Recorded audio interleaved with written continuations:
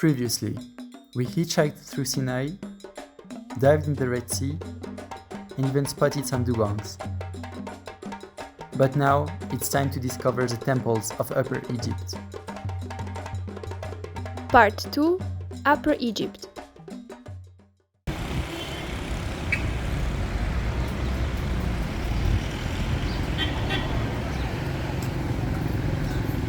Welcome to Luxor!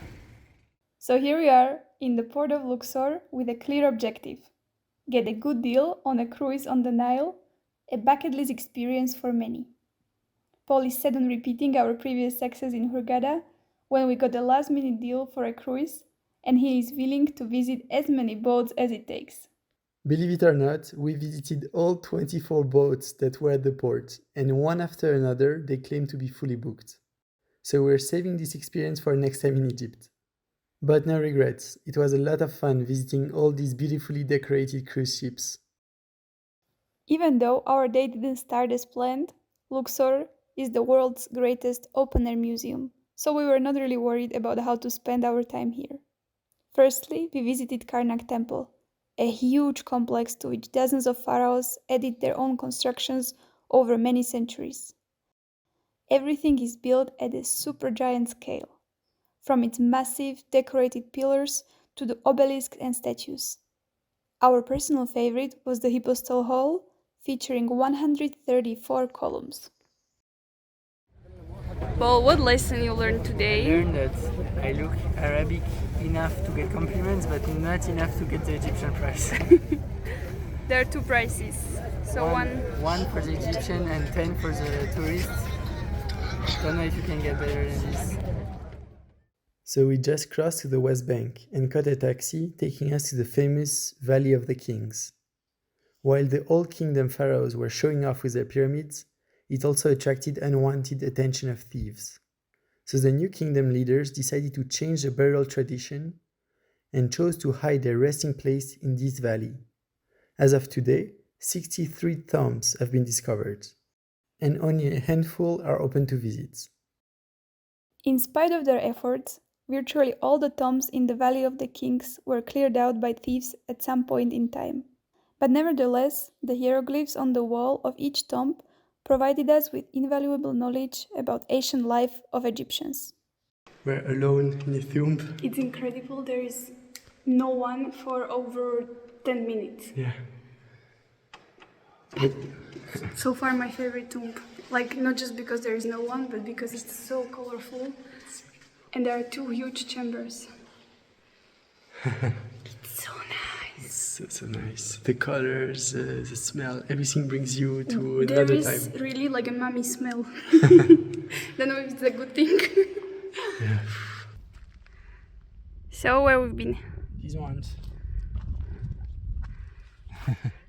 Tauset, Merenta, Meremba, Ramses IV, Ramses IV, and now going to Tutankhamon. Tutankhamon. Only the little tomb of Tutankhamon, young pharaoh that died at the age of 19, protected by a pile of rock, escaped the attention of the thieves. The wonderful treasures that were exhumed from Tutankhamon's tomb in 1922 by Howard Carter and his team now reside in the Egyptian Museum in Cairo and vividly indicate how rich the burial of a great pharaoh must have been. Howard Carter Diary, November 26, 1922. It was some time before one could see. The hot air escaping caused the candle to flicker. But as soon as one's eyes became accustomed to the glimmer of light, the interior of the chamber gradually loomed before one, with its strange and wonderful medley of extraordinary and beautiful objects heaped upon one another. There was naturally short suspense for those present who could not see. When Lord Carnarvon said to me, "Can you see anything?" I replied to him, "Yes, it is wonderful." What are we doing? So basically the bank says that 4,000 Egyptian is 123 euros. But apparently there is a black market rate, and this guy is willing to give me 4,000 for just 100 euros. Let's see if it works. Or we just lost 100 Oh, we euros. just lost 100 because he left. But we're in his shop with the air conditioning. The man came back with our money. So actually the day turned out pretty great. We even had a glimpse of the Luxor Temple, nicely lighted up, without entering the site. The next morning, we grabbed a sweet breakfast consisting of some baklavas before our 4-hour journey south to Aswan, traveling with locals in a minibus. We chose to stay on Elephantine Island, opposite the city, where the atmosphere is so much more relaxed.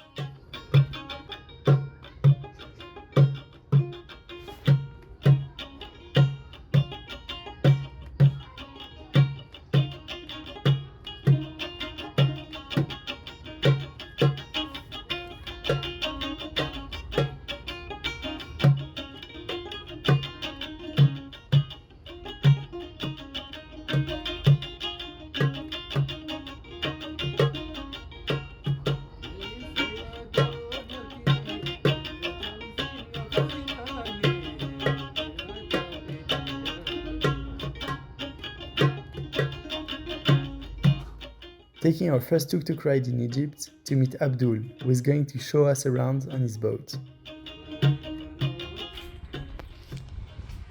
A very, very cool island. Best temple award, Philae Temple. It was actually recommended to us from a local Egyptian friend. He said all the temples are the same, but Philae, it's something else. This temple that you see, it's huge, and actually it wasn't here. It has been relocated from a nearby island. The reason for it is because it was endangered. Since they built a new dam, the water levels rised, and on its original location, it was flooded by 1/3. And so actually there are some pictures of people visiting the temple by boat and like incredible. going through this door here, entering it by boat. And so they dismantled the temple, they measured everything, and they created 40,000 blocks, right? 40,000 pieces, and they put it back together, and it looks like this right now. It's incredibly beautiful and not very touristy, I would say. No, really, it's super nice vibe with the water everywhere.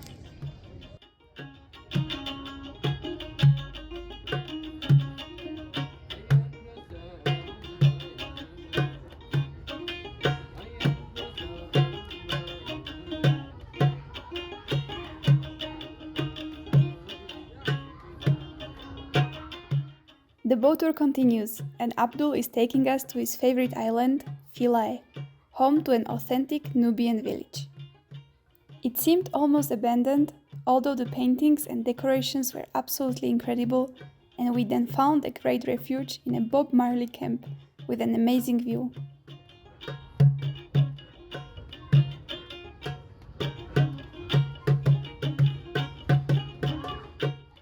The day is not over. We're crossing the dam to see yet another, more popular Nubian village. This one was full of tourists and camels running around. We quickly escaped this chaos and slowed down, taking in the superb spectacle ahead. Sand dunes and feluccas sailing the Nile. Far south, next to the Sudanese border, lies the Temple of Abu Simbel. We weren't certain about wanting to spend basically the whole day in buses just to visit it. But oh boy, it was all worth it at the end. Abu Simbel was constructed by the most celebrated ancient Egyptian king, Ramses II.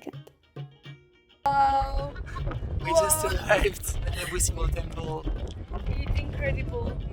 And again, it was moved. This is not its original location. Like this high dam, it changed a lot. And it's an artificial cliff, so I'm pretty amazed. Twice per year, the rays of the sun penetrate into the Grand Temple and light up the three statues of Ramses II and Ammon.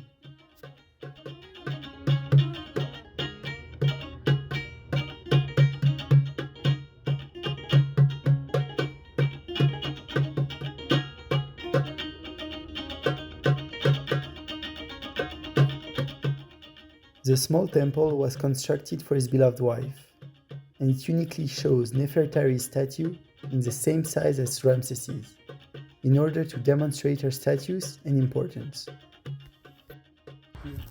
Paul, what's the trick? The trick is to come in the afternoon. Okay, so it's a big heat, but all the groups already left. Yeah, everyone comes here at 8 o'clock for the opening. So if you come in the afternoon, a high chance of being here pretty much alone. So this was part 2 of our Egyptian adventure. We hope you liked it. Then we continue our journey to Cairo and Alexandria, which is going to be covered in the part 3. If you have any questions, let us know in the comments below. And you can also subscribe to our Instagram account at Lisa and Paul, where we post daily. Bye bye! See you!